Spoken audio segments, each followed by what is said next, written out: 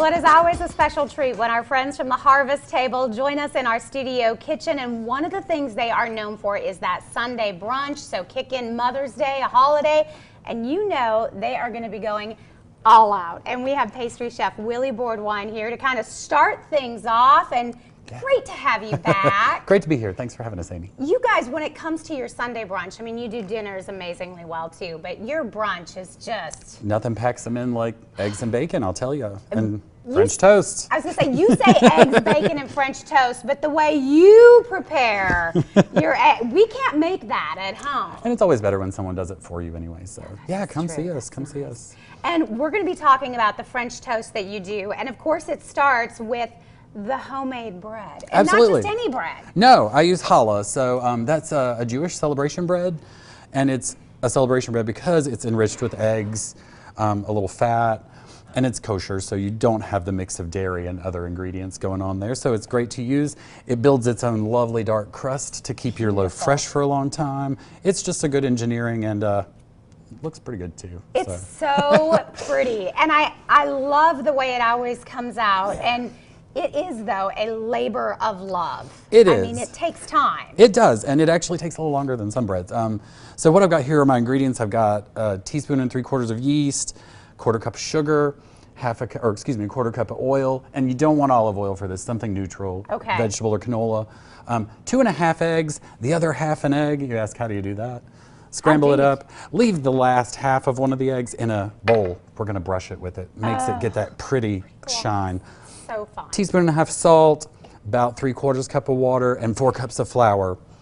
You just want to get that in your mixer for about 10 minutes or on your board for about 15. So if you got a mixer, do that. And we saw you. You literally brought it in kind of a big... Yeah. And you've been working it, and then you kind of cut it up. Yeah, so what we do with most breads is throw it in a bowl and put it somewhere warm for an hour. You do that with this, but then you punch it, get all that air out, and do it again.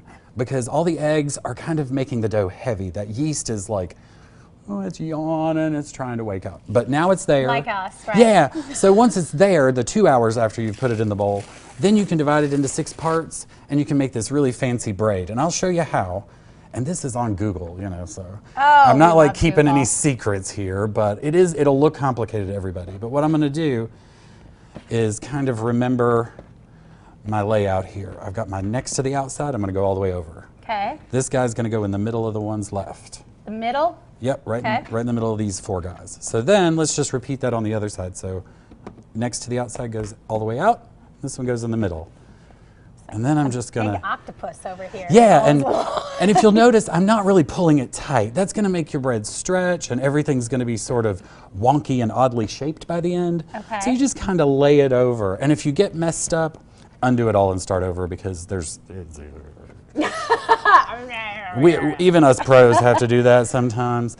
And you know, now out here at the end, again, it's gonna get real narrow if I keep playing with it. So just bunch it all up, flip her over, and then I'm gonna go boink, and it kind of pinches to itself, and it's gonna be lovely. You make it look so easy. I know it's not that easy if you're really, look well, at that. But it's not that hard, just practice, just Beautiful. practice. So this is lovely. I'm gonna put that other half an egg, I put a bit of water to loosen it up. Okay. And we're just gonna paint it. This makes that really nice shiny dark brown. This is gonna go back in that warm spot with a towel over it or some plastic wrap for another hour. You want it to really be about that size, the full size of your loaf. At that point, you can do this again so you don't end up with these little white kind of cracks in the bread. Everything will be brown, but I like the white cracks. It's absolutely beautiful. All right, well, we're gonna take a break. When we come back, we're gonna use this bread to make a French toast. I'm so excited. Chef Charles Parker will join us here in just a couple of minutes. Hey, for more information and to make reservations for brunch at the Harvest Table, of course, they're in Meadowview, you can always check out their website. You can also give that number a call, and they'd be happy to take your reservation.